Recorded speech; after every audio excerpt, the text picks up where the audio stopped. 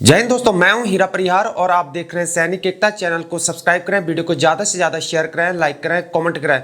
दोस्तों, हम अभी डिसेबिलिटी एंटाइटलमेंट को समझने की कोशिश कर रहे हैं। New ER GMO 2023 and GMO 2008 और पिछले का जो जितने भी रूलिंग्स हैं उन सभी चीज़ों को यहाँ पर कंपेयर करने और समझने की कोशिश कर रहे हैं और नए जीएमओ की जो गाइडलाइन है उसको भी समझने की कोशिश कर रहे हैं। आप सभी की क्वेरीज आ रहे हैं, उन क्वेरीज को मैं रिप्लाई दे दिया करता हूँ। फिर भी अगर कोई क्वेरी छूट जाती है तो उन सभी क्वेरीज का एक पर्सनली मैं वीडियोज एक साथ में ले आया करूँगा और सभी उन क्वेरीज को रिप्लाई दे दिया करूंगा। मेरा लाइव जो है अभी स्टार्ट नहीं हो रखा है क्योंकि इसमें सब्सक्राइबर बढ़े नहीं है। जैसे ही सब्सक्राइबर बढ़ जाएंगे तो लाइव में आके मैं उन सभी क्वेरीज के रिप्लाई कर दिया करूंगा या वीडियोज में आके भी मैं रिप्लाई दे दिया करूंगा। वैसे मैं जितने भी क्वेरीज होती हैं उनके मैं क्वेरी में ही यहाँ पर कमेंट्स में ही रिप्लाई कर दिया करता हूं। लेकिन दोस्तों, आपकी क्वेरी के बीच में मैंने इनवैलिड पेंशन की कैलकुलेशन ऑलरेडी बनाई थी, इनवैलिड पेंशन को मैंने समझाया था, लेकिन फिर भी मैं इसकी वीडियो दोबारा बनाऊंगा क्योंकि आपने कहा है कि इसको और समझाइए और इनवैलिड कैलकुलेशन को भी समझाइए। दोस्तों, इनवैलिड कैलकुलेशन को हम 3 पार्ट में कंप्लीट करेंगे। ऑलरेडी मैंने इनवैलिड पेंशन की कैलकुलेशन कर रखी है, लेकिन इनवैलिड पेंशन को लेकर लोगों में बहुत ज़्यादा कंफ्यूज है। इस कंफ्यूजन को दूर करने के लिए मुझे इसे 2 या 3 पार्ट में इस वीडियो को कैलकुलेशन को कंप्लीट करना पड़ेगा। ऑलरेडी मैंने एक वीडियो बना रखी है, उसी में से एक सैंपल लेके एक वीडियो मैंने व्हाइट बोर्ड में इस कैलकुलेशन को समझाने की कोशिश करूंगा। और नंबर दूसरा, ये 10 ईयर से कम वाली सर्विस के लिए मैं बता रहा हूं। और जो रूलिंग्स है 4 जनवरी 2019 की जो रूलिंग आई है, उस रूलिंग में 10 साल से कम सर्विस वाले को भी इनवैलिड पेंशन ऑथराइज है। इनवैलिड पेंशन में ब्रॉडबैंड का सिस्टम 1% भी अगर होगा तो ब्रॉडबैंड टू 50% होगा जीएमओ 2023 के अकॉर्डिंग। और 4 जनवरी 2019 के बाद जो भी यहाँ पर 10 साल से कम सर्विस वाले होंगे, अगर उनको यहाँ पर डॉक्टर ने उसको यहाँ पर अथॉरिटी दे रखी है, यहाँ पर वो घर भेज रहा है, इनवैलिडेट करके घर भेजा जा रहा है या सीओ के द्वारा घर भेजा जा रहा है, मेंटल डिसेबिलिटी है, इंसानिटी है, तो उस वाले केसेस में आपको इनवैलिड पेंशन ऑथराइज है। और वैसे ही 10 साल से अगर कम नीचे सर्विस है, नाना केसेस है, नॉट एट्रिब्यूटेड और not aggravated by military service है, उस वाले केसेस में भी इनवैलिड पेंशन ऑथराइज है। फर्क इतना सा उसमें लिख दिया जाता है कि जो है यहाँ पर आप सिविल में और फौज में जो है यहाँ पर नौकरी करने के लायक नहीं है और सिविल में भी आप रीएम्प्लॉय नहीं हो सकते हैं। लेकिन आप एएफटी में केस को दायर कर सकते हैं, हाई कोर्ट जा सकते हैं और सुप्रीम कोर्ट जा सकते हैं। ऐसे कई फौजी भाइयों के साथ केसेस हो रखे हैं 1974 से, 85 से और 1993 से, और हाल फिलहाल के जो केसेस हो रखे हैं उनके रिजल्ट आ रखे हैं, जिसमें यहाँ पर उनको रिजल्ट मिला है, इनकी इनवैलिड पेंशन में उनको कॉल किया गया है। और साथ में जिनकी 9 साल से सर्विस हो जाती है, अगर 9 साल में अगर वो रिटायर हो जाते हैं उनको 1 साल की साथ में छूट भी दी जाती है। कई बेंचेस ने ऐसे रिजल्ट सामने आए हैं, यानी कि केस लड़ने के बाद उनके रिजल्ट सामने आए, बेंच द्वारा जो फैसला सुनाया गया है उनमें उनके लिए पॉजिटिव रिजल्ट सामने आया है। यानी कि किसके लिए, जो यहाँ पर जिसके साथ अन्याय हो चुका है उसके साथ, यानी कि जो फौजी जवान के साथ अन्याय हुआ है तो उसके साथ जो उनके केस उनके पॉजिटिव हक में आए हैं। दोस्तों, आज बात करेंगे इनवैलिड पेंशन की। सामने व्हाइट बोर्ड में आप नजर मारें, सर्विस एलिमेंट जो होता है 50% लास्ट ऑफ रिकॉनेबल इमॉल्वमेंट्स होता है। रिकॉनेबल इमॉल्वमेंट्स मतलब होता है आपकी बेसिक पे, क्लास पे और ग्रुप एक्स पे और एमएस पे, ये सारे इमॉल्वमेंट्स हैं। इन सबको जोड़ देंगे तो वो रिकॉनेबल इमॉल्वमेंट्स हो जाएगा। ये लास्ट ड्रॉन भी बोल सकते हैं। लास्ट ड्रॉन मतलब जिस समय हम रिटायर हो रहे हैं, जब हमको भेजा जा रहा है उस महीने की पे स्लिप में बेसिक पे, क्लास पे, एमएस पे और ग्रुप एक्स पे जो टेक्निकल वाले हैं, समझ रहे हो ना दोस्तों। रैंक एंड नेम मैंने खाली एक ले लिया, इन्फेंट्री बटालियन का एक सोल्जर ले लिया, सिपाही सुरेंद्र सिंह जिसका नाम है, जिनकी सर्विस यहाँ पर 8 साल है, केवल 8 साल सर्विस है इनकी। हो सकता है 8 साल में भी घर जाते हैं, 5 साल में भी सर जाते हैं। जियोमर 2023 के अकॉर्डिंग ऐसा है कि आपकी सर्विस कितनी भी है, आपको यहाँ पर पेंशन मिलेगी, इनवैलिड पेंशन जिसे हम लोग कहते हैं। तो उसकी शर्तों को मानना बहुत जरूरी है। तो डिसेबिलिटी इसकी एग्रीवेटेड बाय मिलिट्री सर्विस है, जरूरी नहीं है कि यहाँ पर एग्रीवेटेड ही हो, यहाँ पर ये एट्रीब्यूटेबल भी हो सकता है। एग्रीवेटेड है तो ये बीमारी के कारण जा रहा है। बीमारी कई सारी ऐसी बीमारी होती है जिसमें से एक घातक बीमारी हो सकती है, किसी को किडनी की प्रॉब्लम हो सकती है, किसी को यहाँ हार्ट की प्रॉब्लम हो सकती है, या किसी को हिप की इंजरी हो सकती है, या किसी को ये कमर की प्रॉब्लम हो सकती है, स्पाइनल डिफॉर्मिटी हो सकती है, लोरोडिस्क की लॉस ऑफ लंबर लोरोडिसिस हो सकता है, और कोई भी मस्कुलर डिफॉर्मिटीज हो सकती हैं। वो सभी जो है यहाँ पर एग्रीवेटेड बाय मिलिट्री सर्विस में कॉल होती है। एंकोलॉजिंग स्पॉन्डिलाइटिस हो सकती है, वो भी यहाँ पर इसी में कॉल होगी। एसएसटी बाय आरएमबी, इसको 5% यहाँ पर डॉक्टर ने यहाँ पर आरएमबी में एसएसटी किया गया है, जो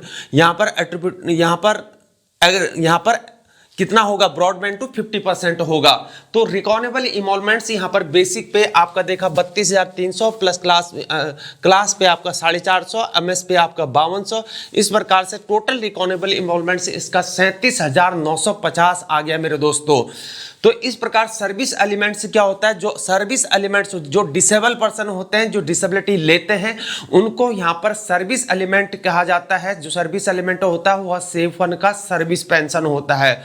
service element equal to service pension होता है। तो डिसेबिलिटी यहाँ पर जो होता है वो सर्विस एलिमेंट यहाँ पर कॉल किया जाता है सर्विस पेंशन को। तो सर्विस एलिमेंट हो गया 37,950 गुणे 50/100 यानी कि 50% उसका सर्विस एलिमेंट होता है, या बटा 2 कर देंगे तो उतना आ जाएगा। इस प्रकार से कितना आ गया, 18,975 आ गया। और 18,975 में यहां पर क्या लगेगा, डीआर लगेगा, और यही इसका इनवैलिड पेंशन है। क्या है ये पॉइंट जो है 18,975, ये इसका इनवैलिड पेंशन है। और इसी में जो है यहाँ पर डीआर लगेगा। डीआर मतलब होता है डीएनएस रिलीफ, जो कि यहाँ पर रिटायरमेंट पर्सन को मिलता है। और जो सेवारत कर्मचारी होते हैं यानी कि जो सर्विस में है उनको डीए मिलता है। डीए इक्वल टू डीआर, बात एक ही है। डीआर अभी प्रेजेंट टाइप में या 2024 में यहाँ पर 53% चल रहा है। तो जनवरी का महीना आएगा तो शायद 56% हो जाएगा। तो 53% के हिसाब से 18,975 का 53% निकालेंगे तो 10,056.75 आ रहा है मेरे दोस्तों। और इनवैलिड, इस प्रकार से इनवैलिड पेंशन कितनी होगी, 18,975 धन 10,056.75 करेंगे तो 29,031.75, राउंड ऑफ करेंगे तो 29,032 रुपए पर मंथ इसकी क्या होगी, टोटल यहाँ पर पेंशन हो गई मेरे दोस्तों। इस प्रकार से उसकी इनवैलिड पेंशन कितनी थी, 18,975 रुपए थी। तो इस प्रकार जोड़ के डीआर लगा के 29,000 समथिंग ये आपकी टोटल पेंशन आ गई। तो मेरे दोस्तों इस प्रकार से होगी। और लेकिन आपको यह समझना है कि 4 जनवरी 2019 का एक लेटर आया है जिसमें यह लिख दिया गया है कि यहां पर आप फौज के लायक नहीं हैं और घर जाके आप सिविल के लायक भी नहीं है। जब नाना वाला केसेस होगा तो ऐसे वाले में आपको डिसेबिलिटी दी जाएगी। और नंबर दूसरा, यहाँ पर जो किसी को बीमारी हो जाती है यानी कि वो फौज के लायक नहीं है तो यहाँ पर उसको घर भेजा जा सकता है। मान लिया कोई राइट हैंड का मास्टर हैंड उसका राइट हैंड है और राइट हैंड में ही उसकी उंगली किसी कारण से कट गई। मान लिया जाए वो फौज में जो है उसको चिकन काटने के लिए डिटेल कर दिया, उसको यहाँ पर मुर्गा काटने के लिए डिटेल कर दिया गया और मुर्गा काटते काटते उसने जो है वो लेफ्ट हैंड से था वो राइट हैंड वाला, लेकिन वो लेफ्ट हैंड से पकड़ रहा था और लेफ्ट हैंड से पकड़ते ही उसका जो है वो काटने वाला जो है वो दाएं हाथ के उंगली में लग गया और उंगली हो गई साफ। और हॉस्पिटल उंगली पकड़ के पॉलिथीन में ले गया वो हॉस्पिटल, उंगली उसकी जुड़ी नहीं। अब जुड़ी नहीं तो भाई फायर कैसे करेगा इनफैंट्री बटालियन का सोल्जर? जब फायर ही नहीं कर पाएगा तो फिर फौज में रखने लायक नहीं होगा। इस प्रकार से उसको घर भेजा जाएगा क्योंकि वो फायर नहीं कर पाएगा तो फौज उसको घर भेज देगी। तो इन वाले हादसे में उसको क्या होगा, वहां पर यहां पर ये इनवैलिड पेंशन ऑथराइज होगी अगर कम सर्विस में दिया जाएगा। और नंबर दूसरा, और उसको उसका क्या होगा केसेस, वो एट्रीब्यूटेबल टू मिलिट्री सर्विस हो जाएगा क्योंकि उसका CO5 भरे जाएगा, कोर्ट ऑफ इंक्वायरी बैठेगी उसकी प्रॉपर तरीके से आखिर क्यों हुआ। तो इस वाले केसेस में उसका क्या बैठेगा, एट्रीब्यूटेबल टू मिलिट्री सर्विस, वो नहीं होगा एग्रीवेटेड बाय मिलिट्री सर्विस। तो इस हिसाब से उसको क्या होगी मेरे दोस्तों, इनवैलिड पेंशन ऑथराइज होगी मेरे दोस्तों। लेकिन जो उसके फिंगर हैं उनके हिसाब किताब यहाँ पर बिल्कुल बैठने चाहिए कि कितना उसका परसेंटेज मिलेगा। दोस्तों इसके लिए भी मैं एक पर्सनली वीडियो बनाऊंगा कि किस डिजीज में जो डिजीज को डायग्नोसिस किया गया है उसमें कितनी परसेंट डिसेबिलिटी है। ERGMO 2023 के अकॉर्डिंग भी हम उसको एक दिन समझने की कोशिश करेंगे मेरे दोस्तों।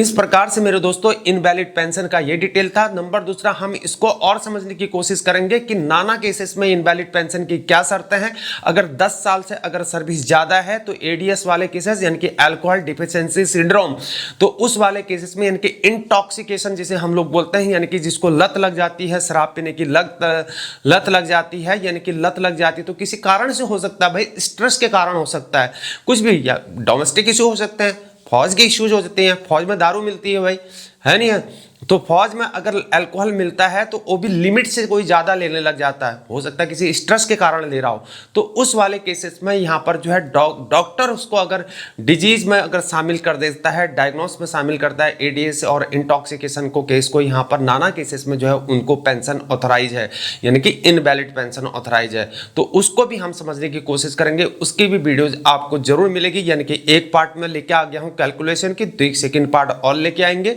और थर्ड पार्ट में हम ADS वाले और नाना केसेस को भी समझने की कोशिश करेंगे। और नंबर दूसरा, अंत में एक बार और फिर वीडियो लेके आऊंगा कि इनवैलिड पेंशन को पूरा विस्तार से समझने की कोशिश करेंगे ताकि कोई भी कंफ्यूजन ना रहे।